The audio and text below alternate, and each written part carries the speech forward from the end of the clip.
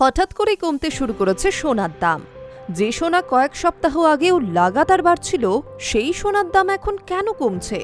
আর সবচেয়ে বড় প্রশ্ন, এখন কি সোনা কেনার সঠিক সময়? অনেকেই ভাবছেন, দাম যখন কিছুটা কমেছে তখন কি এই সুযোগে সোনা কিনে নেওয়া উচিত, নাকি বাজারে আরও বড় পতনের সম্ভাবনা রয়েছে?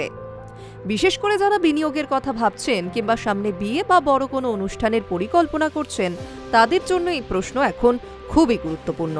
চলুন জেনে নেওয়া যাক সোনার দাম কমার আসল কারণ কি এবং এই পরিস্থিতিতে বিনিয়োগকারীদের কি করা উচিত। গত কয়েক বছরে সোনার দাম যেভাবে দ্রুত বেড়েছে, তাতে অনেকেই এটিকে সবচেয়ে নিরাপদ বিনিয়োগ হিসেবেই দেখছেন। কিন্তু সাম্প্রতিক সময়ে আন্তর্জাতিক বাজারে কিছু গুরুত্বপূর্ণ পরিবর্তনের কারণে সোনার দামে সাময়িক চাপ তৈরি হয়েছে।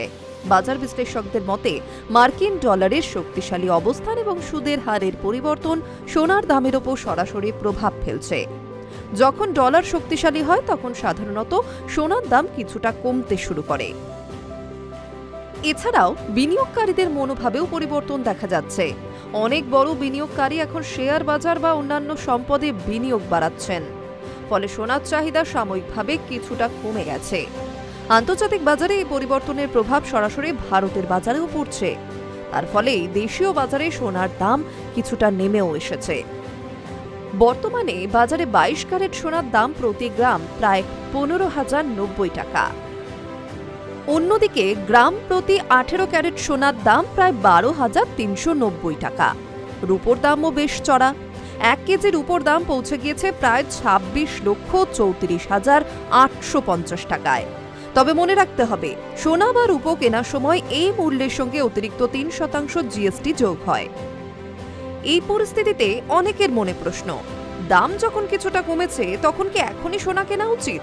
বিশেষজ্ঞদের মতে, যারা দীর্ঘমেয়াদী বিনিয়োগের কথা ভাবছেন তাদের জন্য এই সময়টি খারাপ নয়। কারণ ইতিহাস বলছে, দীর্ঘ সময়ে সোনা সাধারণত একটি স্থিতিশীল এবং নিরাপদ সম্পদ হিসেবে বিবেচিত হয়। তবে একসঙ্গে বড় অঙ্কের টাকা বিনিয়োগ করা অনেক সময় ঝুঁকিপূর্ণ হতে পারে। অনেক অর্থনীতিবিদ ধাপে ধাপে সোনা কেনার পরামর্শ দেন, অর্থাৎ একেবারে বড় বিনিয়োগ না করে বিভিন্ন সময়ে অল্প অল্প করে সোনা কেনা হলে বাজারের ওঠানামার ঝুঁকি অনেকটাই কমে যায়। আরও একটি গুরুত্বপূর্ণ প্রশ্ন, গয়না কিনবেন নাকি বিনিয়োগের জন্য সোনা? বিশেষজ্ঞদের মতে, যদি বিনিয়োগের উদ্দেশ্যে সোনা কেনা হয় তাহলে গোল্ড ইটিএফ, ডিজিটাল গোল্ড বা সোনার বার এবং কয়েন কেনা অনেক সময় বেশি লাভজনক হতে পারে। কারণ অলংকার কিনলে মেকিং চার্জ দিতে হচ্ছে, যা বিনিয়োগের ক্ষেত্রে অতিরিক্ত খরচ বাড়িয়ে দেয়। তাহলে কি বলা যায় সোনার দাম কমা মানেই এখনই বড় বিনিয়োগ করার সুযোগ? বিশেষজ্ঞরা বলছেন, তাড়াহুড়ো করে সিদ্ধান্ত নেওয়া ঠিক নয়।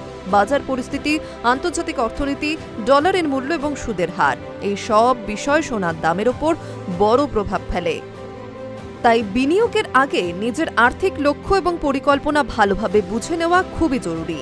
তবে যদি সঠিক পরিকল্পনা থাকে, তাহলে দাম কমার এই সময়টি ভবিষ্যতের জন্য সোনা কেনার একটি ভালো সুযোগ হয়ে উঠতে পারে। High News network.